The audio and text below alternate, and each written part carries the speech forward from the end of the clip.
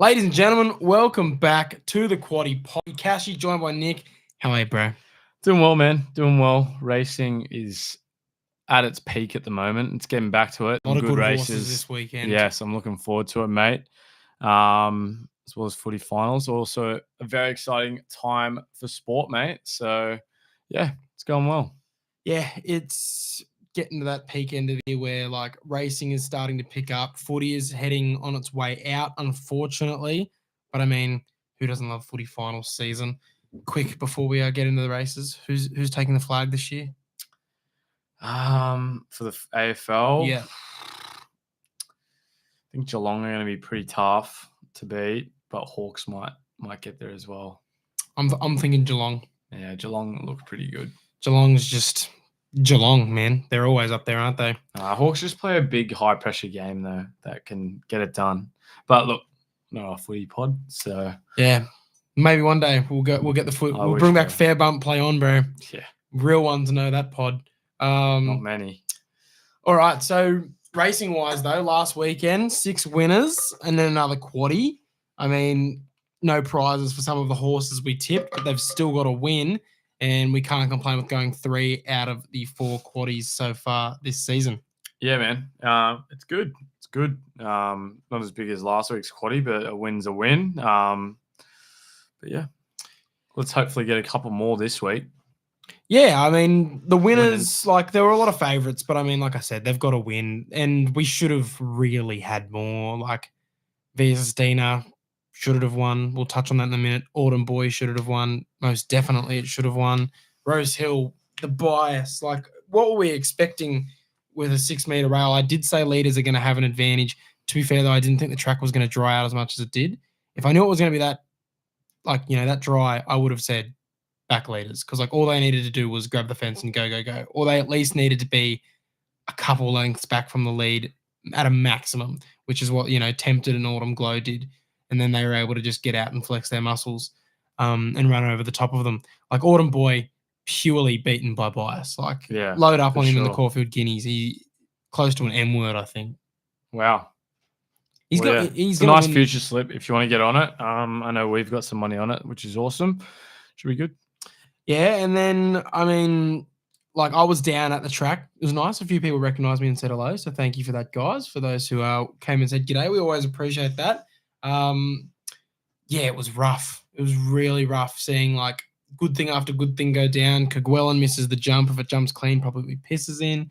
If you know it's a fair track, Autumn Boy pisses in. But then, I mean, who cares in the end when Autumn Glow just gets up no matter what the conditions are again? Yeah, she's a good horse, that's for sure. I reckon ATC will be praying and hoping with every fibre in their being that in 2 weeks' time she wins the Epsom. Because, like, if she can just keep winning and finally, like, wins a Group 1 against older horses that are, like, you know, good horses, like, she's really good. She's one of the best in the country. But you cannot call Autumn Glow the best in the country until she beats something. To be fair, if we're being brutally honest, what's she beaten at the moment? Nothing really. But she's won.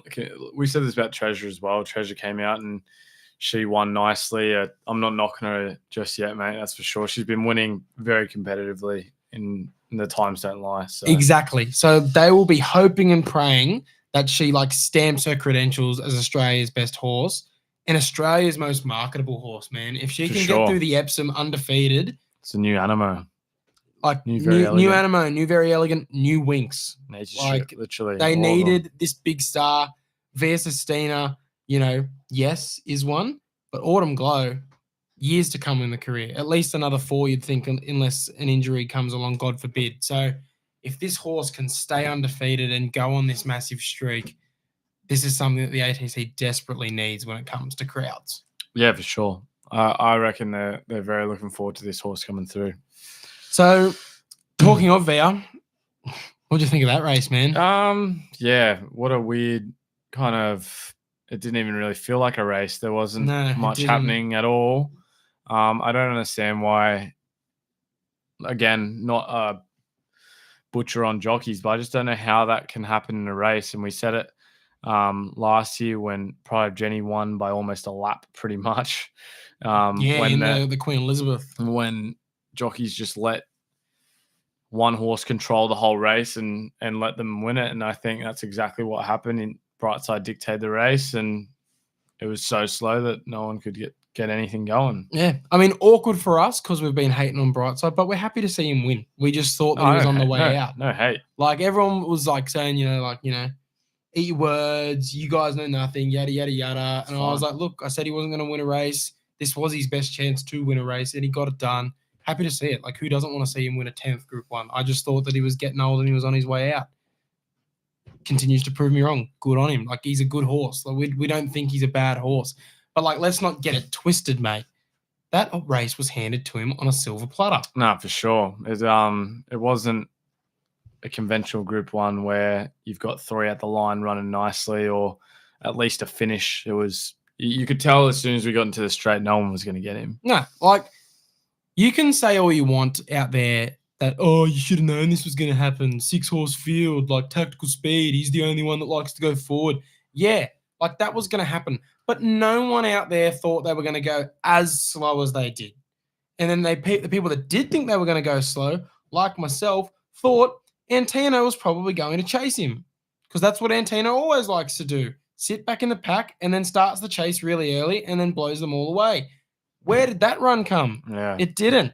Like, that's what I thought was going to happen. Mr. Brightside was going to, make that speed happen and be the only one injecting any pace. But then, before they went for home, I expected Antino to clip up and then start the chase for everyone else to bring them into it. I thought Antino as well would just, do its thing and start moving through the field about halfway like he usually does, but nothing. Just genuinely nothing. Like, so for those at home that don't really know what a sit and sprint is or anything of what just occurred on the weekend, and they're just seeing that Via got rolled and went, oh, she's shit, like, jump off her now, like, she's gotten spanked, like, she sucks.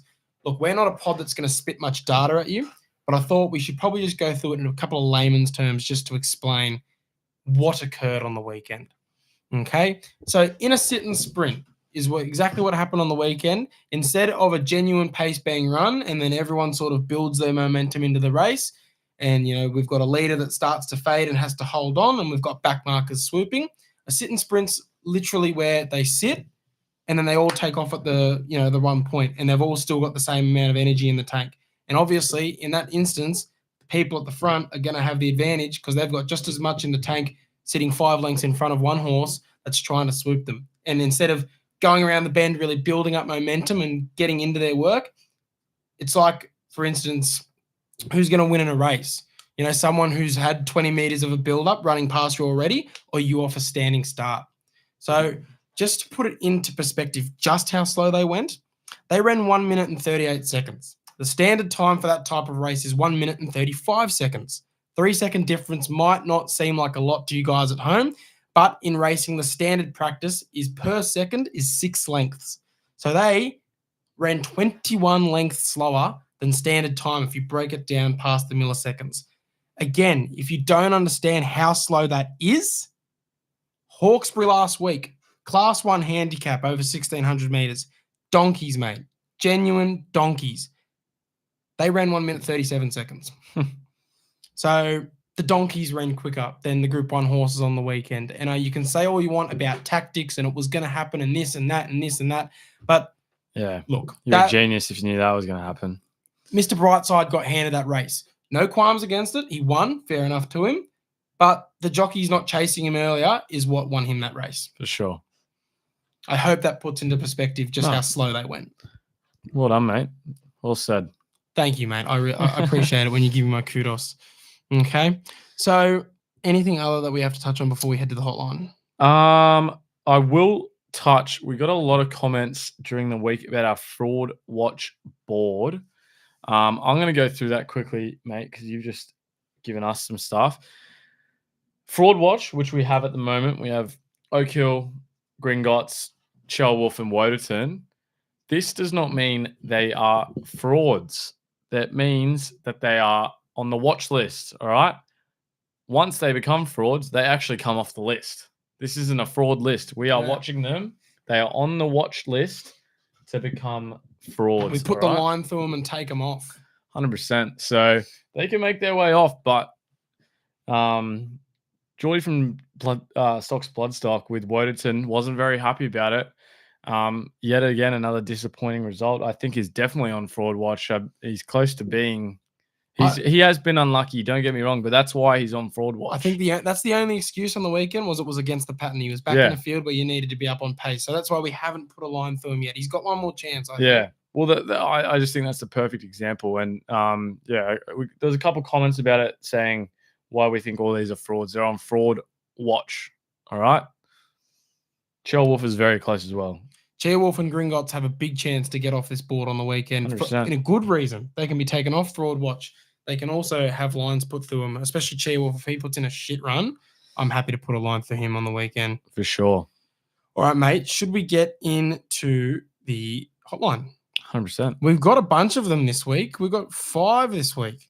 If it's just going to load for me, we'll get into them. Starting off with Jake from viaisacat@gmail.com if you want to fill that inbox.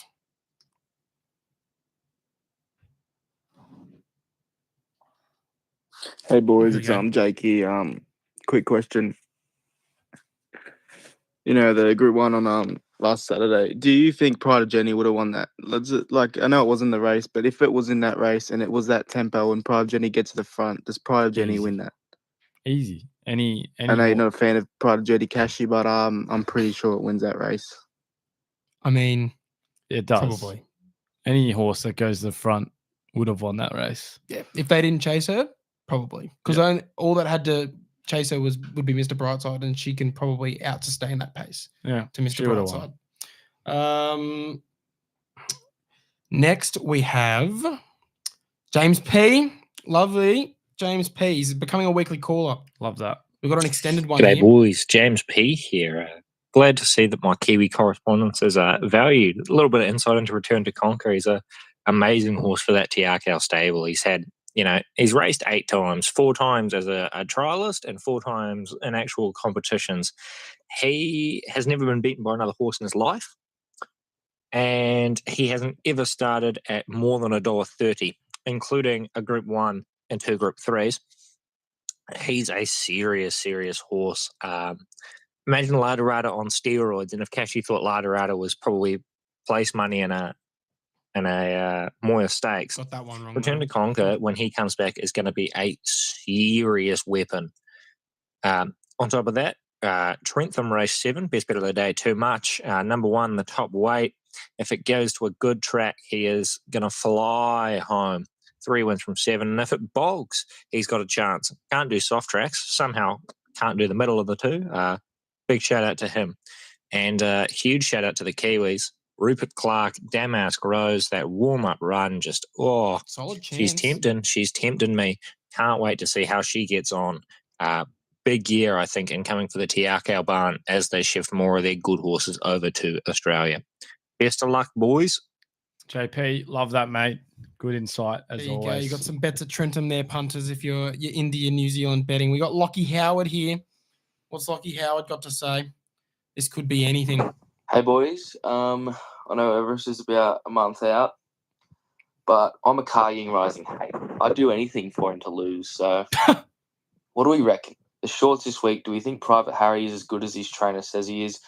Because fuck me, that guy glazes the horse a lot. So surely it is actually solid. I don't mind tempted to beat him because I just hope anybody else beats him. And I am very aware that Car-Ying Rising probably wins. But I just don't want him to win. And I will be backing the field. Like the literal field option on any app, I will be backing it. Someone please back me. No, I'm with you, Lock. I don't want Car-Ying Rising to win. I want some value to win. I'm full steam ahead. Maybe that's because I've got a ticket at 13s. Yeah, but I want a horse to win for some money for the punters. That's what I want. Nathan Doyle isn't going too crazy about Private Harry, is he? No, it's Sean. It's Sean, yeah. Sean. And I love Sean. He's good for the product. No, for sure. You need someone like that. You got a lot of like humble trainers or people involved with the horse, like even Waller or anything, just doesn't really go crazy. But we've met Sean. He's a great bloke and he's real. So, and it's perfect. You need the personality. But I will say, Shawnee, I love you, mate. But if Private Harry ain't spanking this field, got no chance against Car-Ying Rising. Yeah. But I'm with you a lot. I'm with you, mate. All right, James Ford, buckle up. This could be anything here. You guys at me or you? Hey boys, how you going? 40 here. Hello, James. Having a bit of scroll through the weekend races and could see that Knight's Choice is running. Cashy wants to go hard at it in this pod. I am definitely putting money on it. See you later, fellas. Nice Good chat, choice. 40. Love you, mate. Invite me to golf, mate. Nice choice. I'm waiting for my golf invite from James Ford. So sitting here waiting. It's been a long time. So nice choice. What a horse that is. If it wins, I'm bringing back the chili challenge. Not happening. Not happening. It'll run dead last. Actually, I don't know if it's going to run dead last, but it's not going to win. It's not winning. And then we finish off with Stocks Blazer Talk. Here we go. G'day, boys. George from Stocks Blazer Talk here. Wotan was very unlucky last weekend on a leaderish track. Got too far back and Tempted was just a bit too fresh for him. But we moved this weekend, the shorts. Private Harry, Briasa, Jolly Star. Personally, I'm with Private Harry. Just because I've been following him for a long time and I've posted on my page about him a couple months back, 6 months back, if you will. He won a race one at Rosehill, I think it was. So it was going to be a good horse and he's come out and done that. So proud of the horse. But I see the Everest this year, a three-way race. Cashy Rising, Private Harry and Wotan. But Private Harry, I think, will take it that shorts this weekend. Cheers, boys. Come on, man. Come on, man. I love you, George. I don't know about that. 3-horse race. Come on, bro. Cashy Rising and Wotan. Are you kidding me? Yeah, Wotan has been unlucky, I must admit, and I've been. I think Geordie forgets that I've been on Wotan for almost every start. You have. And you really have. He has been unlucky. So that's why he's on the fraud watch, not a fraud, just to clarify. Geordie, if Wotan wins the Everest and beats Cashy Rising home, I'll do whatever you want, man. Anything. Not anything, but we'll come up with a nice little wager between me and Stocks for Cashy Rising versus Wotan, if Wotan even ends up in the Everest. For sure. But speaking of the Everest, Overpass now locked in as well. We're going to run first up in the Everest because that's how he goes best. The field is starting to build. I like horses that go first up into the Everest. Doesn't happen very often, but if it works, it works. Yeah. All right, listen to questions. Hit us. Let me get it up, mate, because it's off our stories at the moment. All right. Jesus, plenty to go through today. Corey Thompson. We know what this is about. Hey, lads, just here to tell you Apocalyptic is racing this Saturday. It's a lock. Wait and see for us, mate. But, yes. Shout out, Corey. Shout out Same Game Multi FC futsal team. Made my debut last night. 2 goals on debut. Just quietly. You got 2 goals on debut? I know. The scenes, mate. Who would have thought? Oh, my God. Do they tap-ins? No, as well. Buried in the left corner both times as well. Classy finishes. Who would have thought? I have to get a mic'd up game of this. I know. If I get... I was a ring in, so if I get rung in again, I might actually have to get mic'd up if I'm actually going to contribute. Yeah. Jasper Langley, thoughts on Lane's suspension and who will be on TTM. Also, Persian Spirit Place, Cashy, I tried. Oh, yeah. So he texted me. This guy texted me last weekend going, this Persian Spirit horse in the first at Randwick, or maybe it was the second at Randwick, so I can't remember which one, but he just goes, look at the form. Like, why is it paying $50 to win, $10 to place? And I said, look, man, like, you make a good point. Like, no reason why it can't come out and do really well. And what happened? It got up at $50 and 10 to place, and he only got on the place. He only backed it to place, the poor man. But, lane suspension, it is what it is. You whipped the horse too much. You're always going to get a suspension for that. Who's going to ride Treasure at the moment? J-Mac if he's available. If not, who knows? Maybe Mark Zara. Yeah. Jacko asks, is Raging Force a pretender? Had everything in favor on Sat, but no good. Skyhook one to watch. Yeah, I thought Skyhook was definitely one to watch. Real good run. I was very happy with that. I thought it was going to come home and win in the end, but Tempted just too good. Raging Force, I think, like I said last week, I just don't think it's a 1,200 meter horse. Yeah, I think track also obviously played into it, which we've mentioned a couple of times.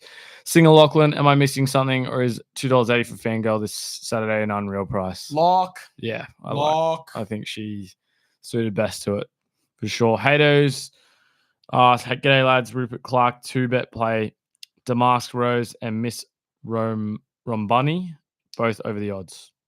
Fair enough, mate. Good luck. Lucas, is there a permanent jockey for She's a Sort? How does it work with the bookings?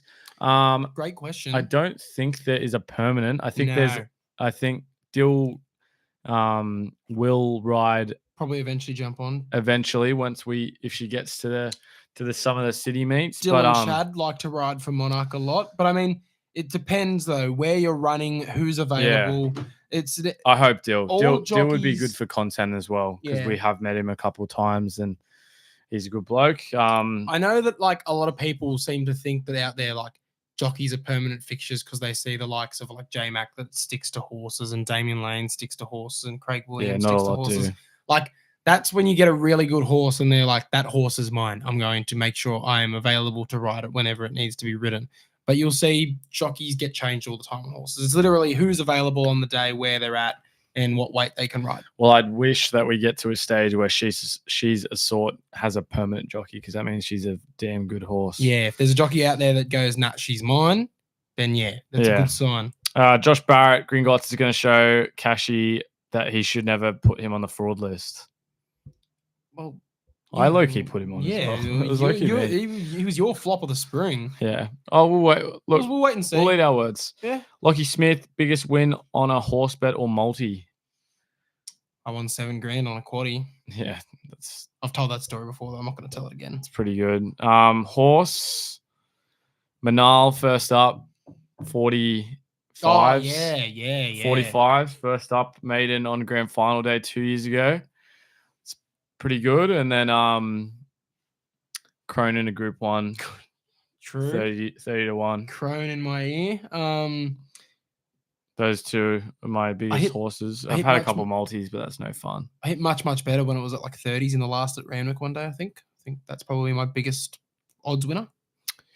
Oliver Pascoe was last week's Group 1 raising boring / not a Group 1 race in terms of Group 1 racing in your eyes. Yes. Like we said, 100%. Capybara Lover, 200. If Treasure wins, I don't know what that is. If Treasure was in the Makybe, we would have seen a normal race and she probably wins. It's woulda, coulda, shoulda. You can't. Yeah. You don't know with a horse like that because she's a chaser. Like prior to Jenny, we could probably say probably does because we know she takes up the speed, but she's a chaser. You don't know unless someone starts the chase. Yeah, Royal 12. Should Waller have put in a pacemaker horse in the Makybe? Full count Felicia. Hindsight, it's great. I feel like he'll make sure for the rest of the spring there's going to be one there. Jack By, does Tempted have a case for best 3-year-old in the country after that performance first up? I think so. Has a case for sure. 100% has a definite case. Wins the Golden Rose, probably goes to smack bang number 1 in the country. Yeah. Lachlan Williams, Pride of Jenny winning the jump out by 6 lengths. Where does she go from here?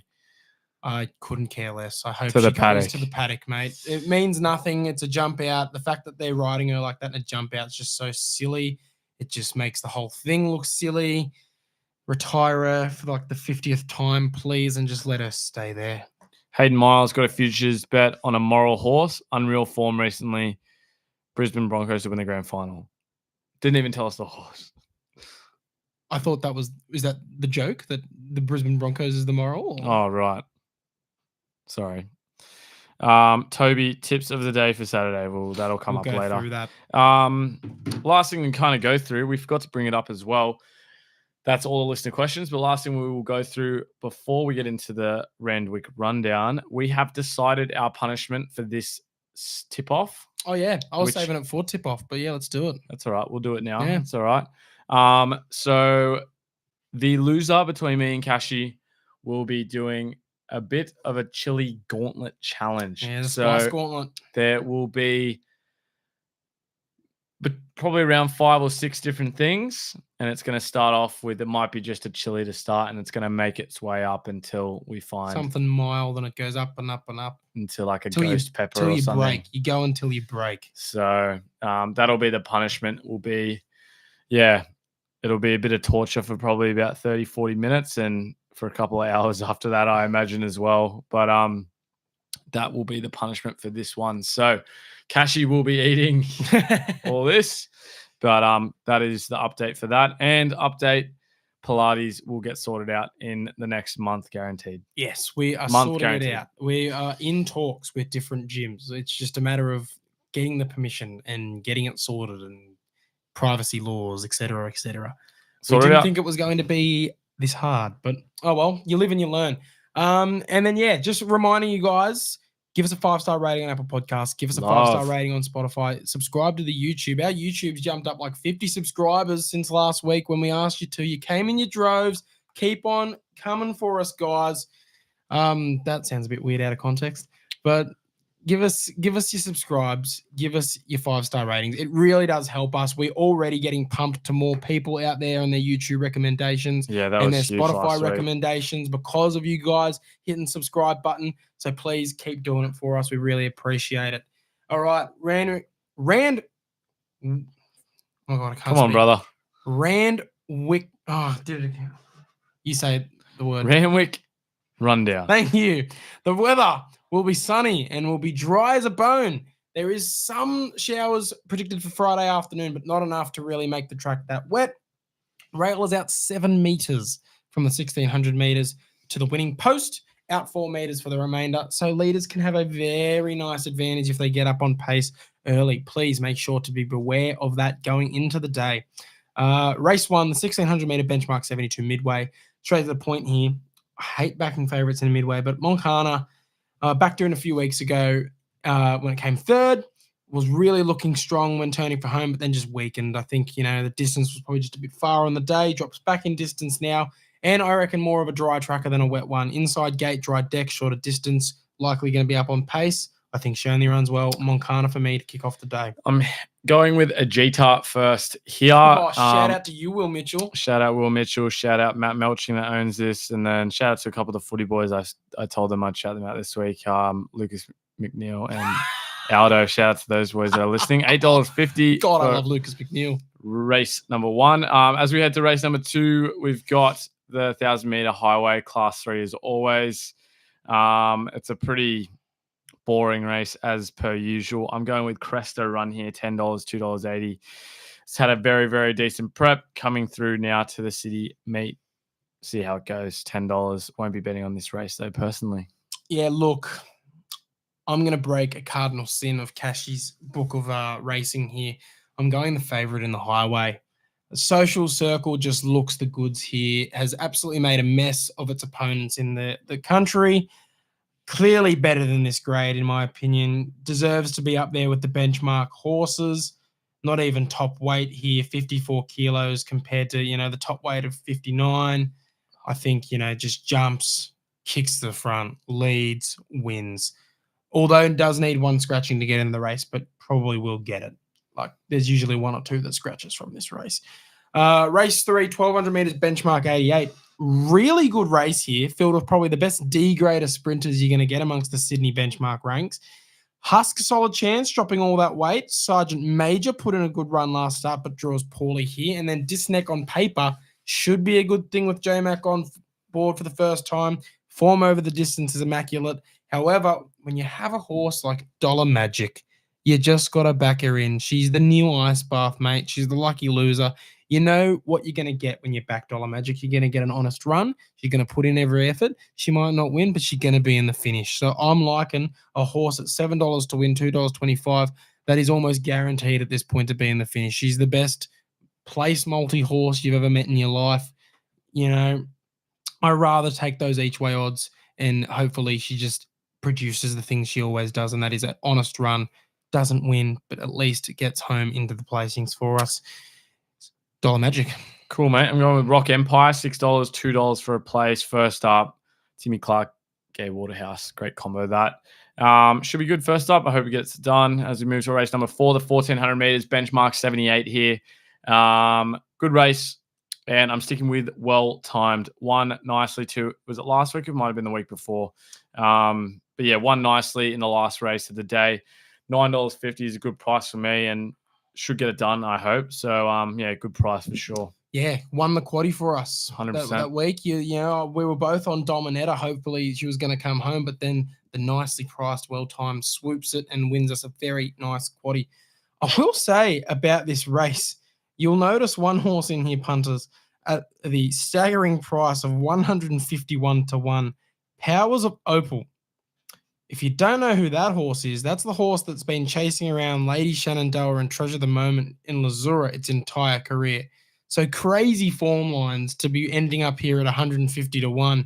If you're a big form guy, maybe have a sprinkle of a couple of dollars on there. I don't 11 think it's going to be winning. In form. That's what I'm saying. Like, it's not great form, but it's been in those races. But so it's maybe form. It's not great form, but it's form. But I'll be going for a horse that's in better form, and that's Dance to the Boom at $7 to win, $2.40 to place. Also has some super strong form lines around it. Excuses first up. Unsuitable Distance has sticky barrier for the day's conditions. Super Trial Since, where Bjorn clearly wound her up to just try and get her nice and ready to ping out here. I think she's bursting to win a race. So Dance to the Boom for me as we move to the Group 3 2,000 meter Kingston Town Stakes Race 5. Ripping race here, mate. This is a great card. This Full Count Felicia likely to be the leader in this one to set the pace, but no jockey declared has me thinking she probably scratches and leaves the lead open to likely be one of the Waterhouse pair. Speaking of them, they're the two clear best horses in the race, in my opinion, and the market agrees. Well, Barn and, again, I want to say this correctly here. Elamaz. I hope I said that correctly.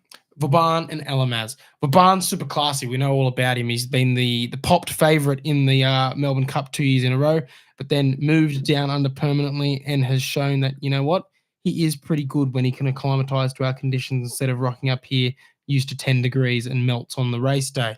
Was great first up, just trucking behind, building up his speed, and then now gets to a more suitable distance and excellently placed weight-wise in this class. But even better placed, in my opinion, is Elamaz, classy European galloper that I think is headed to the Metropolitan.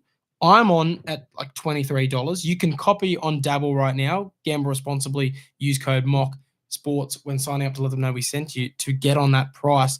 I think if she wins well here, could end up being one of the favourites on race day. And, you know, I think she's just as classy as Vauban. 2 kilo swing on him as well. J-Mac on his back. Never put a foot wrong. $4.50. Sign me up. Elamaz. Yeah, I'll take Vauban here. I think the favourite looks pretty nice in this one, and hasn't been too hot either, where he's probably a bit more acclimatized now, but at the same time, it's still been an issue in the past. So should get it done. Ran nicely first up. Second up should be good. 1,400 meter race number 6 here. Pretty simple, apocalyptic for me. Was pretty happy with that first up. I know a couple of the lads have been tipping it. But yeah, apocalyptic for me. I've been off the train this entire time. It's time to jump on. Apocalyptic for me as well. Within the Law and Tupacara scare the shit out of me, but I think maybe those are two horses that are still waiting for the flight stakes in a couple of weeks for that mile, whereas Apocalyptic's probably a bit more sharper over that 1,200, 1,300, 1,400 meter distance like we get here. I just think, yeah, hopefully gets up, sits just behind the pace, shows the muscles late. Apocalyptic. Let's go. Corey Thompson, shout out to you, mate. Congratulations for owning a whisker of this My Racehorse horse that could be doing some big things in a few weeks' time. Race 7, 1,400 meter Group 3, Bill Ritchie handicap. Big yellow brick guy, and I'm going to have to back him in a wide open contest here. $11 to win, $3.20 to place. Can get right up on the pace and hold them off late, I reckon. Super form over this distance. This is the pet distance for yellow brick. Needs a dry track to really fly. Didn't get that first up, gets that here. But to be fair, ran really decently and got beat by a horse by the name of Lazura, who went to Melbourne last week, knuckled down, got 2 on the trot, could win a Group 1 this spring. So, you know, we say, you know, form is form. This is good form, unlike the bad form for Powers of Opal. So I'll be on yellow brick, but I will mention Shadizi. I tried to tip it a couple of weeks ago. It scratched, though. Unsuited to the race that it's entered in earlier at the sprints. Don't know why it's entered in there. It's a bit of a backup because it needs scratchings here. Another 3 scratchings and it's in this race and likely runs here instead. If it gets in the field, can give this field a shake at its best, definitely at $51. Far too high of a price. So that'll be my roughie of the day. Spoiler alert later for that. Yeah, I'm putting a couple bucks on Shadizi just in case, but yellow brick's the main play. I like that, mate. I'm going with Makybe McKeel. I don't know how to say it. Mikhail. $4.80. J-Mac Waller combo. First up looked really nice. Should get it done here, I think, as well. Good race. We'll skip race 8. Yes, race 8's in the tip-off. So that comes to the Mini Everest, the shorts, 1,100 meters. I feel like I've been doing a lot of talking, so I'll just throw it over to you. Yep. What are you thinking? Briasa, Private Harry, Jolly Star is what I'm thinking. I think Mahuna would be one that you will want to talk about as well. I'm not sure if you'll go with her, but like you said, Private Harry needs to win by a couple of lengths here if he's going to come close to Kaiying Rising. I personally am going to stick with Jolly Star. $4.80 got scratched last week. I'm even more confident that she's going to come here. So she does well first up. Probably close to her best at first up, honestly. So she's been good the last 2 preps first up. So I hope she can get it done here at $4.80. Yeah, I mean, it really is though. Briasa will run tough though, I must say. Briasa was one. If Jolly Star wasn't in the race, I'd be going with Briasa. It's a fair enough call because I think everyone's going to be thinking the same thing. Private Harry, Briasa, Jolly Star. Whose bubble pops? Trifecta that right now. Box that shit. The boom has to burst on one of them, you'd have to think, because one of these prices is going to come in for the Everest. A couple are going to drift off this race, you'd think. Private Harry, how good is he? Like I said, Shawnee, I love you, but if he's not spanking this field, he's got none against Kaiying Rising, in my opinion. Jolly Star, super first up, but at 1,100 meters, really, is that her best distance? Probably not. But she's the one with the runs on the board here compared to the Briasas and the Private Harrys of the world. She's proven, she's flying, she's ready to go. She's coming off a fantastic Queensland winter. She can definitely run very well here first up. Briasa, great horse on paper. I just don't rate him. He can definitely win this race, though. I think he's got none in an Everest. And then you got Mahuna, who I think could just come out here and surprise us all. Slip a curse. Could it live on? We see on the weekend. Okay? I don't see her winning this one. Very, very lofty goals, because clearly they're targeting an Everest slot if they're going to be running her in a race like this. Because if they wanted to run her elsewhere, she'd be in the Princess Series running against the likes of the Apocalyptics and within the laws. They're clearly trying to get her at the sprints. They're clearly trying to look for an Everest slot. I don't think she wins, but I definitely want her in a quaddie or a first 4 just in case she surprises. Because Tempted certainly franked the Golden Slipper form last week. And I mean, Woderton's been Woderton, so it's a mixed bag of form with the Golden Slipper. But you just never know with these slipper horses when they come out first up in the spring if they're going to kick on or they're just going to end up being nothing. So cover her in your exotics. But I mean, look, Private Harry, call me boring, but let's just see how good he is. Should sit just behind the pace, pop out at the 200 and flex his muscles. It's not a super confident bet. I've got a weird feeling that there's going to be a super boil over in this race. It's just got that feeling when everyone's all in on these 3 horses, someone else can come and spoil the party. But yeah, Private Harry for me. Fair enough, mate. Race 10, benchmark 88, the mile. Lord Penman, first up, second place, was very close to it. Could get it done again. Drops in grade. Should get it done. Hey, man. Same. You've been waiting for this horse for weeks, and I'm with you here. Hopefully it can win. He's been your best bet for the last couple of weeks and just keeps scratching. So I hope for your sake. I've been waiting for weeks, man. Hope for your sake. I'm itching. I'm bloody itching. Itching for some Penman, bro. All right, let's get to the tip-off, mate. I'm looking forward to it. We've got our punishment set in sight, and this is the moving week, isn't it, mate? Yeah, this is when it starts to pick up. We've got 3 races this week. And then the week after that, next week, I think, let me just confirm, it drops back down to 1 or 2 only. There's 2, but over 2 different days because Manicado's on the Friday night, the night before the grand final, obviously. And then we've got Golden Rose on grand final day. So, yeah, it's multiple every week until the back end of the spring here. It really picks up. And this is where we start to see the men get separated from the boys. Randwick, race 8, 1,600 meters, the 7 stakes. And if you're asking why is this in the tip-off, it's because this replaced the George Main Stakes, which is now the King Charles Stakes. So it was a big money race that, a nice little Peter Volandi's pop-up. So all the pop-up races are also in this tipping competition as well as the Group 1s. Yeah. What are you thinking? I'll run you through the field. You got Chill Wolf, who's on Fraud Watch. You got Light Infantryman. You got Private Eye, Royal Patronage. It's also nominated in the race before, but should run in the Group 1, I think. Good chance to win as well. Gringotts also on Fraud Watch. Lindemann, Kovalika, Militarize, Kadavar, Half Yours, and Fangirl. Look, honestly, if I hadn't seen a first up run, if I hadn't seen 2 poor runs from Chill Wolf, I probably would have been on him. But I think Fangirl at the mile here at $2.60 is overs. I think she should be $2 flat. And I think she'll win. She's best suited to the distance. Track will suit her perfectly. It looks all in her favor, and she always just gets forgotten about because she loses to Via Sistinas or runs behind these horses, gets a bigger price. Pretty happy with this one today. Yeah, look, Fangirl, last start, forget about it. Caulfield, not her go. Wet Track, not her go. Randwick, her go. 1,600 meters, her go. Dry Deck, her go. J-Mac on board, her go. Boys, what are we doing here? She wins, and she wins well. Forget your Gringotts, forget your Chi-Wolf. I'm happy to look silly if she comes out and runs like shit. She's going to walk in. Fangirl, I'm very confident that she is like the best thing around the country all weekend. I love that. Yeah. Let's just get it done, J-Mac, yeah? Let's just get it done. 1,800 meters, Underwood Stakes, mate. Race number 7 at Caulfield is our next one to go through. I'll go through it again. You got Cashy's Horse Knight's Choice at $71, Buckaroo at $4.40, Smoking Romans, Desert Lightning, Casino 17, Land Legend, Middle Earth, Golden Path, Sir Delius, Moira, Zardozi, and Anisette.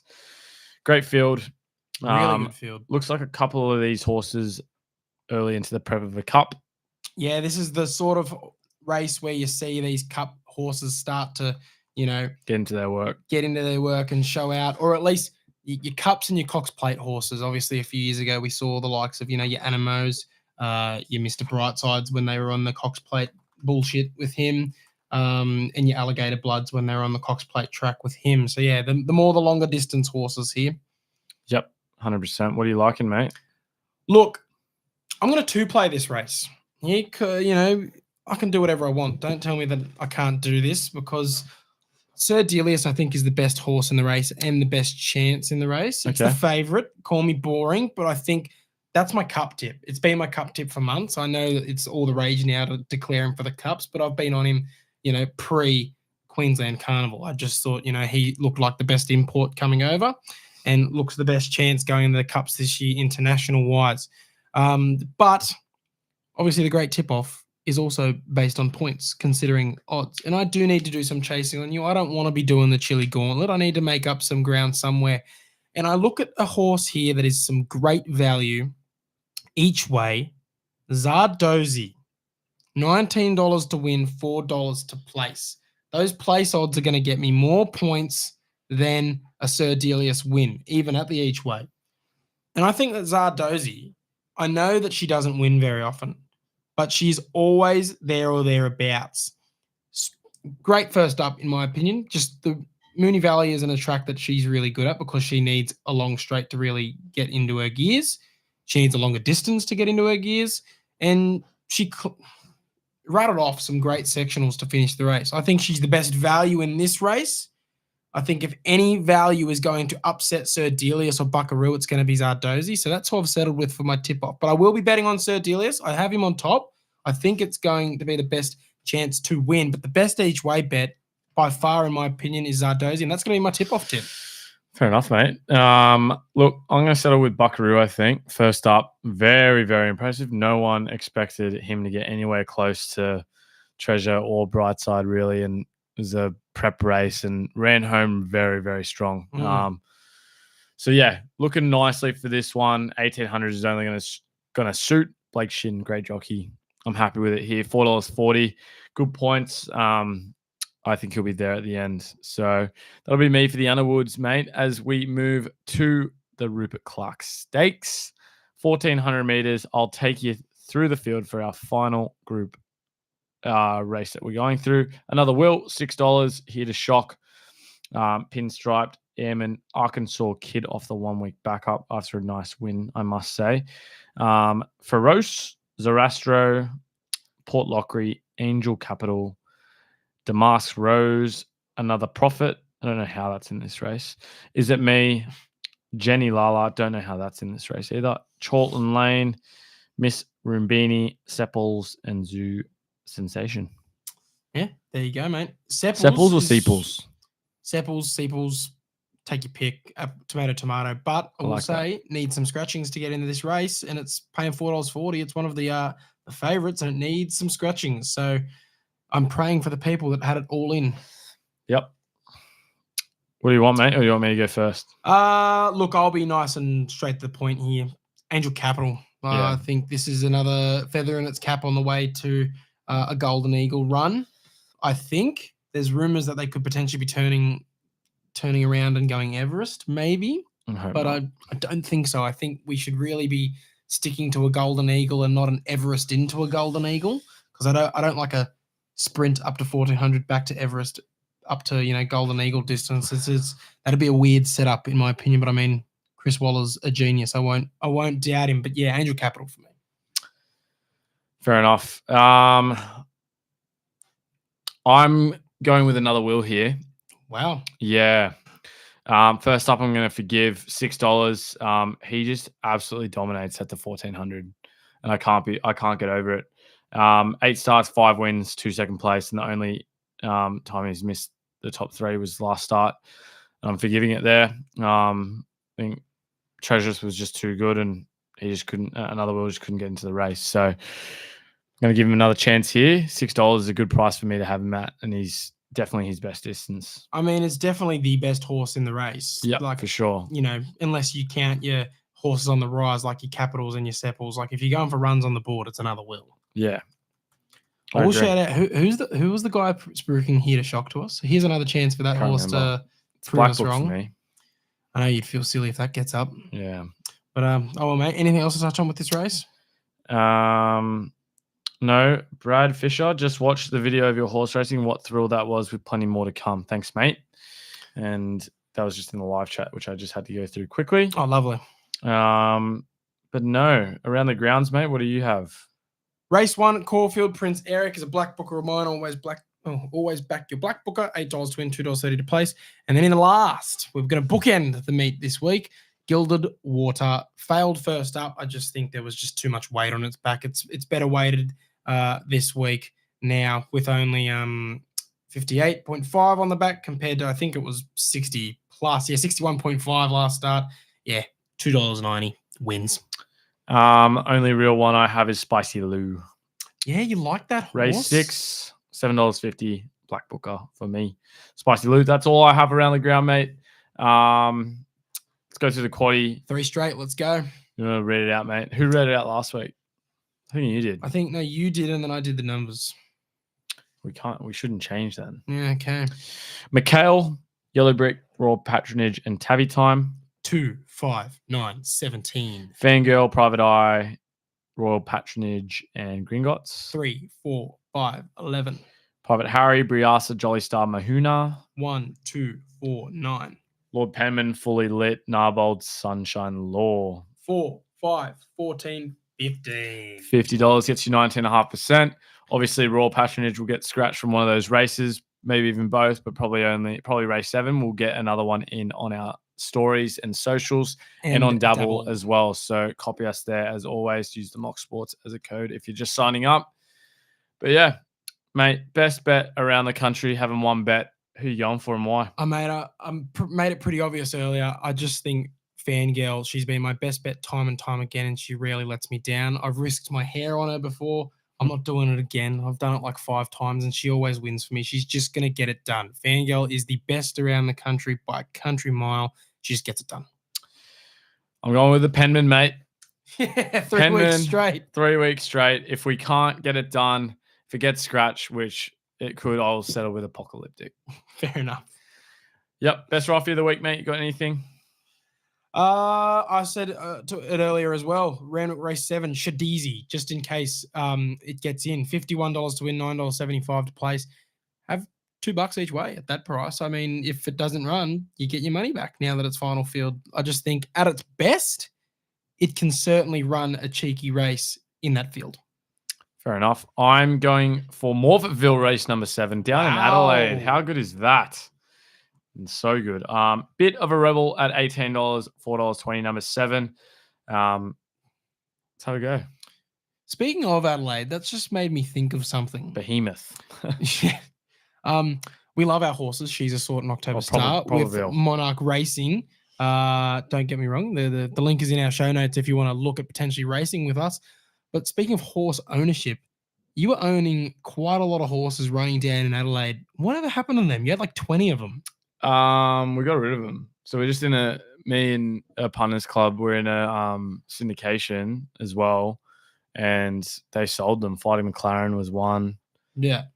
I think they just got rid of them because nothing was happening with them. And that's where you get caught up with. There's a lot of places if you get into race ownership. I can tell you firsthand, we got fucked over to put it bluntly, by these guys just taking our money, and we just pulled out of it in the end. When look at Monarch and Jason, what he's done, and he's done it the right way, and he actually cares. And yeah, it's cool. Fair enough. I've literally completely forgot about all of those horses until you mentioned Adelaide. I went, yeah, hang on. Yeah, I don't know. You had the whole stable of Adelaide horses. I think we just got rid of them, eh? Yeah, fair enough. And we just take a payout instead. Fair. All right, lads, as always, we love y'all. Thank you for listening. There's more of you coming each week as we get into our work. Loving it. Yeah, keep showing up, keep supporting. We love you. It's going to be a big spring. The spring's only just begun as we reach week 5 of the 12-week spring. It's only getting bigger and better. So let's keep backing winners. Let's keep having fun. Let's keep making racing fun again. And we'll see you next week. See you guys.